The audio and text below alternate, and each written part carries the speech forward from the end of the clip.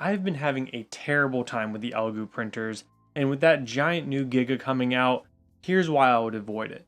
What's going on? I'm Dylan from Saturday Morning Props, where I teach how to do all of my 3D printed props and cosplays and things like that. And in this video, I want to talk about the Elegoo FDM printers. I get asked all the time, what's the best printer, what to use, blah, blah, blah, and everybody always wants big. So the bamboos are kind of like off the table because everyone's so afraid of those size, even though I already did a video about can helmets fit on the bamboo. But for budget and size, the big winner all the time is this dang Elegoo. But I can tell you cheap is cheap, and I've had a miserable time with these. I've had something like 4 of these that I've gone through already since like October of last year. So the first one that I ever bought was an Elegoo Neptune 3 Plus. If you followed along with the channel earlier, I used to use the Creality CR10s all the time, so I always started with a 300 by 300 build plate, so the Plus was a great size for me. I got sucked into the bells and whistles of things like direct drive and the bed leveling and things like that. So I ended up selling my CR10s on Facebook and using that money to buy a Plus. The Plus probably was the best one out of all of the printers from Elegoo that I've owned, but it still had plenty of issues. The print resume on it was terrible, sometimes not working at all, and with the power shutting off, it would reset the calibration of the bed. I had a power outage and it acted like it fully reset the whole entire printer. And I did all the things like updated firmware and everything like that. Also, the print resume never worked well. When it heats back up, it heats on the print. So it's heating that hot end up and it's melting your print, and then it decides to move off to the left, get to the temperature again, and then come back and start over. And when it comes back, most of the time it would start with the most minimal of a layer shift, but still a layer shift. You shouldn't be having power failures and things like that all the time, but when it happens, the printer doesn't help you. I had a CR10 going and a Plus going during one of the power outages, and the Plus could not resume at all, completely failed, and the CR10 booted back up and worked completely fine. I really should have stuck with my CR10s, but I got, tricked by all of the bells and whistles. And clearly, I've done full suits, so I wanted something big as well. So I went ahead and got the Max. And this was before I had any of the issues with the Plus. So the first Max that I got came completely demolished. And it didn't look like it was from UPS or anything like that. The box looked fine, but inside of the box, the whole hot end assembly was broken completely off, the belts were snapped off, and it was smushed and had bent some of the frame in there. Now, I can't say what actually did that, but it sucked. So then I had to go through the process of returning that and getting another one. The next one, I printed one time and then thermal runaway. And then I had to go through this super long process of talking to Elegoo's customer service and trying to get this thing figured out. And it took over a month and a half of different troubleshooting. I replaced just the bottom hot end and thermistor and things like that they gave me to attach into the board on the hot end. Didn't work. Had to replace the entire hot end assembly. They gave me a new one of those. Didn't work. Had to replace the entire board down below. Peeling off all the hot glue, rewiring it, everything like that. Still thermal runaway. And what sucks is it wouldn't go immediately into the thermal runaway.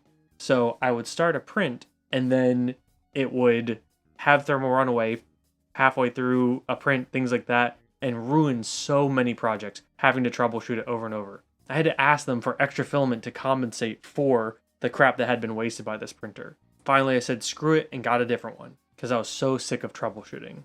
Real quick, thank you to all my Patreons, patreon.com/SaturdayMorningProps. And if you want to help out the channel and you want awesome files, go over to do3d.com, use code Q4N20. You'll get 20% off, or if they're running a special sale, my code still works as whatever the sale is. So if it's 50% off, my code becomes 50% off.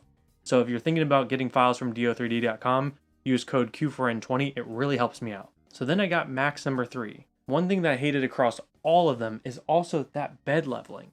It makes me feel like I don't know how to 3D print anymore. I even use things like feeler gauges to get the level perfectly on all of the knobs, running the calibration, and no matter what, every time I do the calibration, from when I start it or set the Z-stop, it's always different at the beginning and end of that over and over and over. This printer struggles so hard to lay down brims, and where it almost makes me want to use Cura, but if you use Cura, man, the nozzle drags like crazy on this print. I don't know what the deal is with Cura and this printer, but the nozzle drag is terrible. Whether you use the Z-hop on retraction, whether you do inside before outside, all of those tricks that people talk about do not help the nozzle drag. Orca Slicer is the only one that I've had that doesn't have an issue with the nozzle drag, but Orca Slicer really struggles with bed adhesion. If you use Elegoo's Cura, they have their first layer expansion up to 130%. On Orca Slicer, it doesn't let you get that thick of an extra layer on there, and it really struggles on this printer. It comes with a glue stick for a reason. I still have to use the glue stick all over this thing. And even with all of that, I still have to watch the first layer like a hawk, and it feels crazy to have to sit there and babysit a printer's first layer this day and age. The Next Max also had a terrible issue with the bed.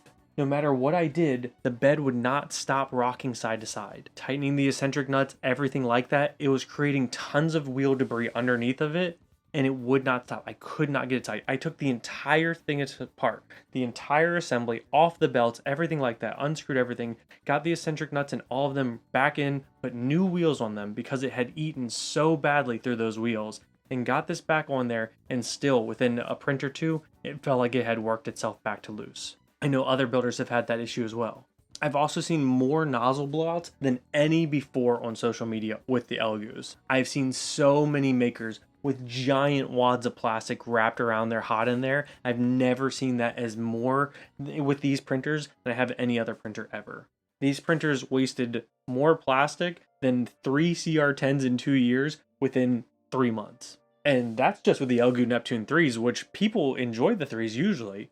The 4s have those issues plus more. They have nozzle drag as well because they have that giant fan on there, and that causes that to weigh down too much. When the bed tries to home, there's issues with it not picking up because it's a sensor, not a little metal clip.